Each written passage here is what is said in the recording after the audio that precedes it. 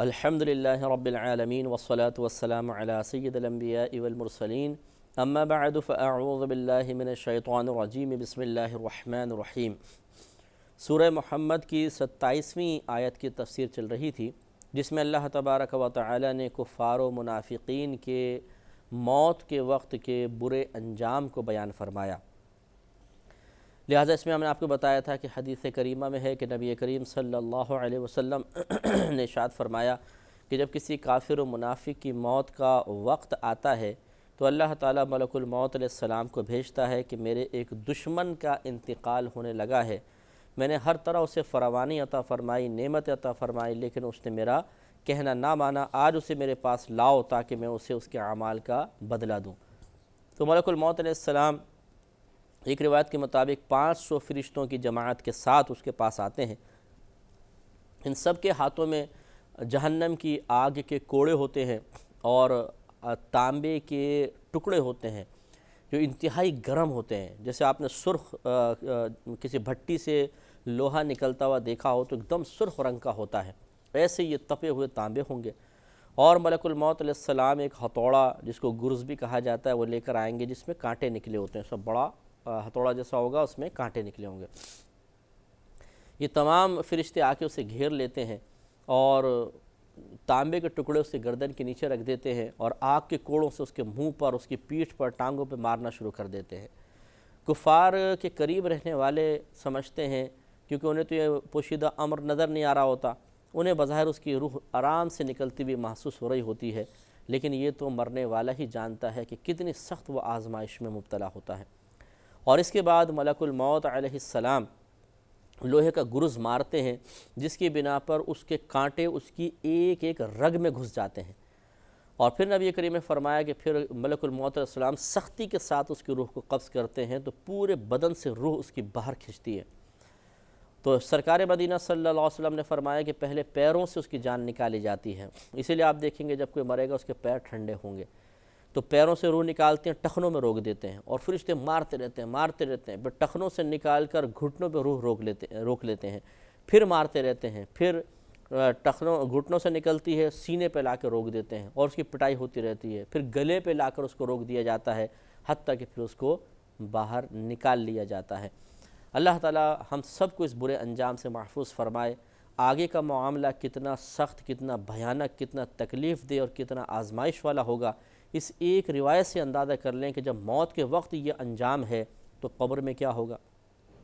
پھر میدان محشر میں کیا ہوگا، اور پھر جہنم میں کیا ہوگا۔ اس لیے بہتر ہے کہ انسان ایک بڑا فیصلہ کر ہی لے، اور وہ بڑا فیصلہ یہ ہے کہ اللہ تبارک و تعالیٰ کی اطاعت کرے، اسلام قبول کرے اور اللہ تبارک و تعالیٰ کے حبیب کریم صلی اللہ علیہ وسلم کو نبی تسلیم کرے، اور پھر جتنے اسلامی تعلیمات کے تقاضے ہیں ان تقاضوں کے موافق اپنے عقائد کو درست کر لے تو انشاءاللہ ان تمام آفات سے محفوظ رہے گا۔ ذَلِكَ بِأَنَّهُمُ اتَّبَعُوا مَا أَسْخَطَ اللَّهُ، یہ اس لیے ہے کہ وہ ایسی بات کے تابع ہوئے جس میں اللہ تبارک و تعالیٰ کی ناراضگی تھی، یعنی انہوں نے ایسی بات کو اختیار کر لیا تھا جو اللہ کو ناپسند تھی، اور وہ نبی کی اطاعت نہ کرنا، نبی کو اپنے نبی تسلیم نہ کرنا، جہاد سے بھاگنا، اللہ کے راستے سے لوگوں کو روکنے کی کوشش کرنا۔ وَكَرِهُوا رِضْوَانَهُ، اور اللہ تعالیٰ کی خوشی کو انہوں نے ناپسند کیا۔ اللہ کی خوشی اور مرضی اس میں تھی کہ نبی کی اطاعت کی جائے، جہاد کے لیے آگے آیا جائے۔ اللہ تعالیٰ کی خوشی اس میں تھی کہ وہ لوگوں کو دین کی طرف راغب کریں، لیکن یہ تو غلط کام کرتے تھے۔ تو اس سے توجہ فرما لیں کہ اللہ تبارک و تعالیٰ نے ایک سبب بیان فرمایا کہ جو اللہ کے راستے سے روکے گا، اللہ تعالیٰ کی خوشی کو ناپسند کرے گا، اس کا انجام بڑا دردناک ہے۔ آج بھی ہم مسلمان کہلوانے کے باوجود بعض اوقات دین کے راستوں کو روکتے ہوئے نظر آتے ہیں، یہ غلط طریقہ ہے، ایسا نہیں ہونا چاہیے۔ فَأَحْبَطَ أَعْمَالَهُمْ، تو اللہ تبارک و تعالیٰ نے ان کے اعمال برباد کر دیے۔ تو معلوم ہوا کہ کافر و منافق جو بھی نیک عمل کرتا رہے وہ برباد ہے۔ اب دیکھیے منافق جو نبی کریم کے دور میں تھے، یہ کلمہ پڑھتے تھے، نمازیں پڑھتے تھے، پیسہ خرچ کرتے تھے، نبی کریم کی صحبت میں بیٹھتے تھے، لیکن کسی چیز نے ان کو نفع نہ دیا، اس لیے کہ عقیدہ خراب تھا۔ اس سے معلوم ہوا کہ اگر کوئی بظاہر نمازیں پڑھ رہا ہے، روزہ رکھ رہا ہے، حج کر رہا ہے، زکوٰۃ دے رہا ہے، غریبوں کی امداد بھی کرتا ہے، لیکن عقیدہ خراب ہوگا تو اللہ تبارک و تعالیٰ اس کے تمام اعمال برباد کر دے گا، اور ان ظاہری عبادات کا اللہ کی بارگاہ میں کوئی مقام و مرتبہ نہیں ہے جب تک کہ عقیدہ درست نہ ہو۔ ام حسب الذین فی قلوبہم مرض، کیا گمان کر رہے ہیں وہ کہ جن کے دلوں میں بیماری ہے، یعنی منافق، الَّن یخرج اللہ اضغانہم، کہ ہرگز اللہ تعالیٰ ان کی دشمنی کو ظاہر نہ فرمائے گا، یعنی جو ان کے قلب میں دشمنی رسول ہے، اسلام سے بغض ہے، کیا اللہ نے فرمایا کہ ایک کافر منافق یہ گمان کرتے ہیں کہ اللہ تبارک و تعالیٰ اس دشمنی کو ظاہر نہ کر دے گا اور نبی کو پتہ ہی نہ چلے گا کہ یہ منافقین ہیں؟ ایسا نہیں ہے۔ لہذا ارشاد فرمایا کہ وَلَوْ نَشَاءُ، اور اگر ہم چاہیں لَأَرَيْنَاكَهُمْ، تو اے حبیب کریم صلی اللہ علیہ وسلم ہم آپ کو ان لوگوں کو دکھا دیں، فَلَعَرَفْتَهُمْ، تو ضرور آپ انہیں پہچان لیں گے، بِسِیمَاهُمْ، ان کی صورتوں کے ذریعے۔ اور ایسے ہوا، یہ حضرت انس رضی اللہ تعالیٰ عنہ کی حدیث میں ہے کہ پھر اس آیت کے نزول کے بعد جو منافق سرکار کے پاس آتا، سرکار چہرے پر نگاہ ڈالتے تھے اور پہچان جاتے تھے کہ یہ منافق ہے۔ اللہ نے آپ کو اس کا یہ بھی علم عطا فرما دیا تھا۔ وَلَتَعْرِفَنَّهُمْ، اور ضرور آپ پہچان لیں گے انہیں، فی لحن القول، ان کی بات کے اسلوب سے،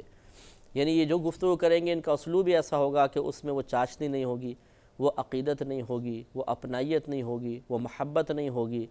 وہ ایک اجنبیت والا کلام ہوگا جس سے آپ بآسانی پہچان لیں گے کہ یہ کلام ایک مومن کا ہے اور یہ کلام ایک منافق کا ہے۔ اور تو یہ دو نشانیاں پھر نبی کریم کو عطا فرما دی گئیں۔ اس کے بعد اب جس منافق کی صورت دیکھتے تھے اسے پہچان لیتے تھے، اور جب یہ منافق آپ کے سامنے کلام کرتے تھے نبی کریم فوراً ان کے کلام کو پہچان جایا کرتے تھے۔ واللہ یعلم اعمالکم، اور اللہ تبارک و تعالیٰ تمہارے اعمال کو جانتا ہے۔ وَلَنَبْلُوَنَّكُمْ، اور ضرور ہم تمہیں آزمائش میں مبتلا کریں گے، حتیٰ نعلم، یہاں تک کہ واضح ہو جائے گا، ویسے اس کا ترجمہ یہاں تک کہ ہم دیکھ لیں گے، المجاہدین منکم والصابرین، تم میں سے مجاہدین اور صابرین کو، کون جہاد کرتا ہے اور کون اس جہاد کی تکلیف پر صبر کرتا ہے۔ اللہ تعالیٰ نے فرمایا ہم تمہارا امتحان کریں گے، تمہیں اس آزمائش میں مبتلا کریں گے۔ وَلَنَبْلُوَ أَخْبَارَكُمْ، اور ضرور ہم تمہاری خبروں کو آزمائیں گے، تمہاری خبروں کو آزمائیں گے، یعنی اللہ تبارک و تعالیٰ تمہیں جو تم ایک دوسرے کو خبر دیتے ہو، یا جو تم ایک دوسرے کے ساتھ سرگوشیاں کرتے ہو، معاملات کرتے ہو، سازشیں کرتے ہو، اللہ تعالیٰ ان تمام چیزوں کے سلسلے میں تمہیں آزمائش میں مبتلا فرمائے گا۔ ان الذین کفروا، بے شک وہ جو کافر ہوئے، وصدوا عن سبیل اللہ، اور وہ اللہ تبارک و تعالیٰ کے راستے سے روکتے ہیں، وشاقوا الرسول، اور اللہ اور رسول کی مخالفت کرتے ہیں، من بعد ما تبین لهم الہدی، اس کے بعد کہ ظاہر ہو چکی ان کے لیے ہدایت، لن یضروا اللہ شیئا، وہ ہرگز اللہ تبارک و تعالیٰ کو کچھ بھی نقصان نہیں پہنچا سکتے، لیکن فَسَيُحْبِطُ أَعْمَالَهُمْ، اور عن قریب اللہ تبارک و تعالیٰ ان کے اعمال کو برباد کر دے گا۔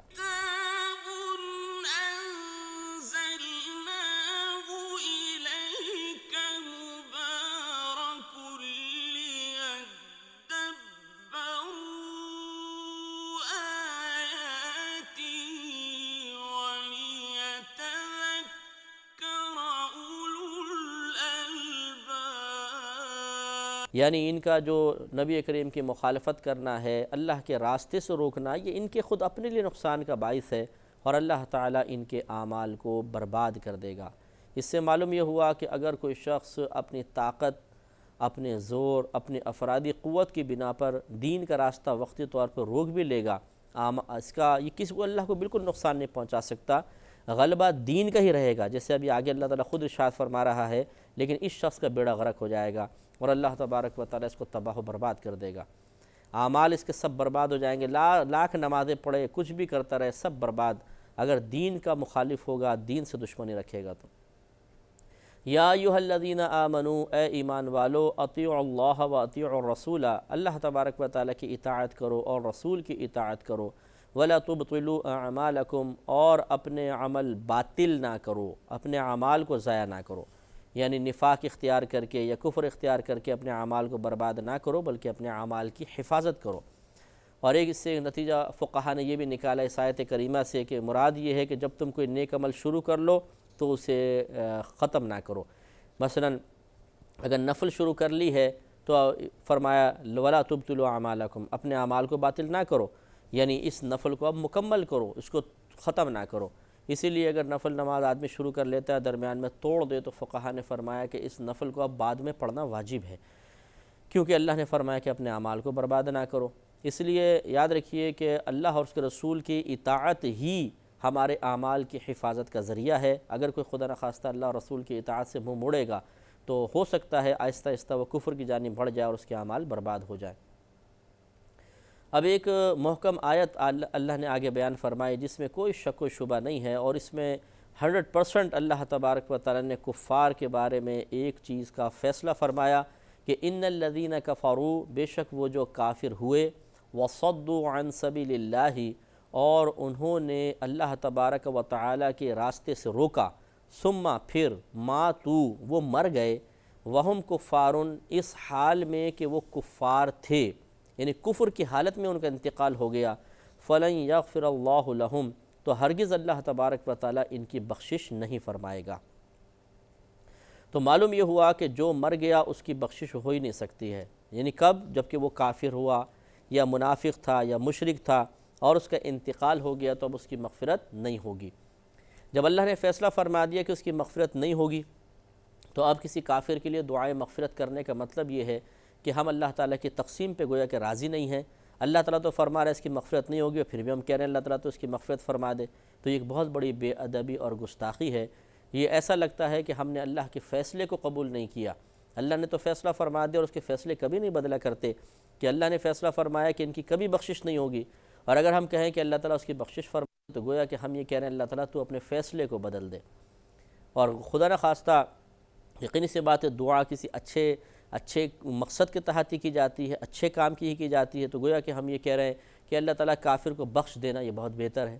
تبھی تو اس کے لیے آپ دعا کر رہے ہیں، تو اس کا مطلب ہے جو اللہ کا فیصلہ ہے وہ بہتر نہیں تھا بلکہ اس کو بخشنا بہتر تھا۔ اس طرح اللہ تعالیٰ کے فعل کی ایک معاذ اللہ برائی یا قباحت کو ہم بیان کر رہے ہیں، اور یہ دونوں چیزیں کفر ہیں۔ لہذا فقہا نے فرمایا اگر کوئی کسی کافر کے لیے دعائے مغفرت کرے گا تو وہ دائرہ اسلام سے خارج ہو جائے گا، اسے تجدید ایمان کرنا ہوگا، تجدید نکاح کرنا ہوگا۔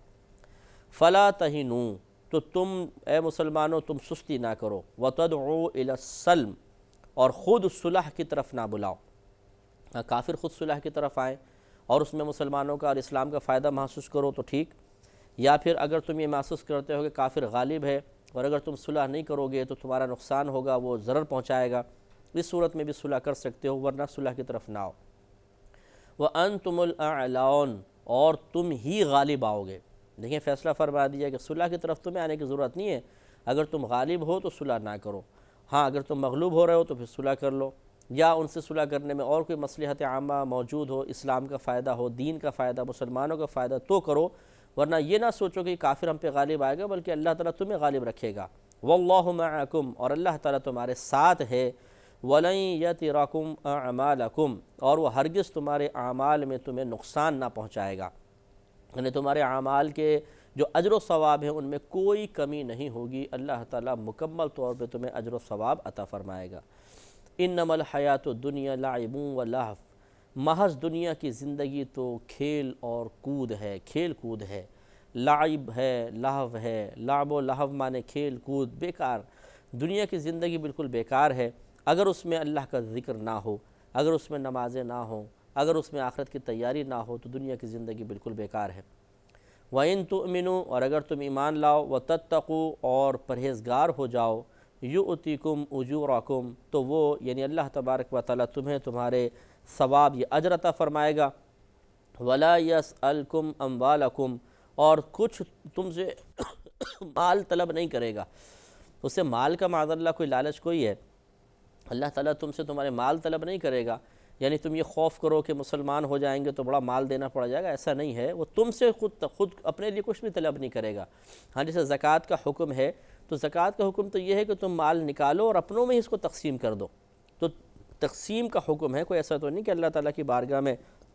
وہ آسمان پہ چلا جاتا ہے اور تمہیں اس کو کوئی فائدہ حاصل نہیں ہوتا ہے، وہ تو تم نے خود ہی تقسیم کرنا ہے، تو اللہ تم سے کسی اموال وغیرہ کا سوال نہیں فرمائے گا۔ ان یسألکموہا، اور اگر انہیں تم سے طلب کرے، فَيُحْفِكُمْ اور زیادہ طلب کرے تبخلوا تو تم بخل کرو گے۔ یعنی اللہ تعالیٰ تم سے کوئی بہت زیادہ مال طلب نہیں فرمائے گا، وہی زکوٰۃ کا معاملہ ہوگا، کیونکہ اللہ تعالیٰ جانتا ہے کہ اگر وہ تم سے زیادہ طلب کرے گا تو تم بخل کی طرف مائل ہو جاؤ گے۔ وَيُخْرِجْ أَضْغَانَكُمْ اور وہ بخل تمہارے دلوں کے میل کو، دلوں کی کجی کو ظاہر کر دے گا۔ تو آپ نے دیکھا ہوگا بہت سے لوگ ہوتے ہیں بڑے مالدار ہوتے ہیں، بولتے ہیں جی کوئی غریب ہو ہم اس کی امداد کریں گے، ہم جو ہمارے پاس آئے، لیکن جب کچھ مانگا جاتا ہے، کہا جاتا ہے، تو پہلے تو دعوے بہت زیادہ تھے، اس وقت پہ دل ایک دم چھوٹا سا ہو جاتا ہے اور آدمی چند روپے بھی خرچ کرنا پسند نہیں کرتا ہے۔ بخل اس کے قلب پر غالب ہو جاتا ہے، اس کے دل کو گھیر لیتا ہے، اور پھر وہ اللہ کی راہ میں دینے سے کتراتا ہے۔ اس کے لیے وہ ہزاروں دلیلیں جمع کرتا ہے، ہزاروں اپنے لیے اپنے فیصلے کے جائز ہونے کے لیے بہانے تراشتا ہے، اور اس طرح اپنے دل کو مطمئن کرنے میں کامیاب ہو جاتا ہے۔ یہ غلط ہے۔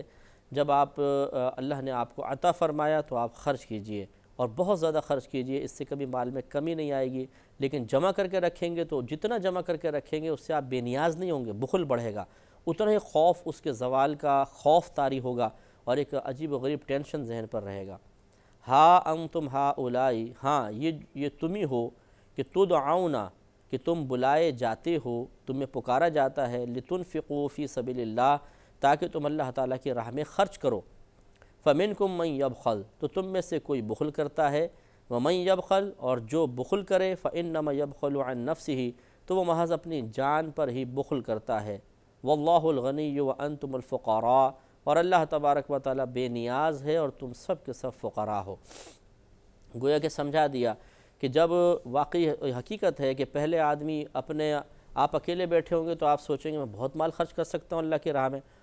یہ بھی کر دوں گا، وہ بھی کر دوں گا، دل بڑا مطمئن ہوگا۔ یہ اصل میں شیطان کی طرف سے ایک تسلیاں دی جا رہی ہوتی ہیں کہ تم بہت بڑے سخی آدمی ہو، تم بہت کچھ دے سکتے ہو۔ لیکن جب مطالبہ ہوتا ہے سامنے کی طرف سے، امتحان اب شروع ہوتا ہے کہ اب کیا کریں گے، تو اس میں عموماً ایسا ہوتا ہے کہ انسان بخل میں مبتلا ہو جاتا ہے، اسے ایک بڑا اماؤنٹ اپنے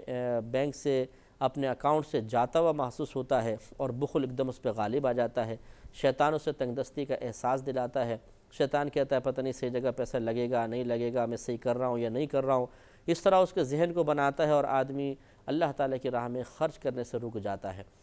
تو یاد رکھیں بخل کہتے ہی اس کو یہ دل کی کیفیت کا نام ہے کہ جہاں پر مال کو خرچ کرنا چاہیے، جہاں اللہ اور اس کے رسول عز و جل و صلی اللہ علیہ وسلم مال کے خرچ کرنے کا حکم دیں، وہاں پہ خرچ کرنے سے مال کو روک لینا یہ بخل ہوتا ہے، اور یہ بڑی ہلاکت خیزی ہے۔ اللہ تعالیٰ سے محفوظ فرمائے۔ وآخر دعوانا ان الحمد للہ رب العالمین۔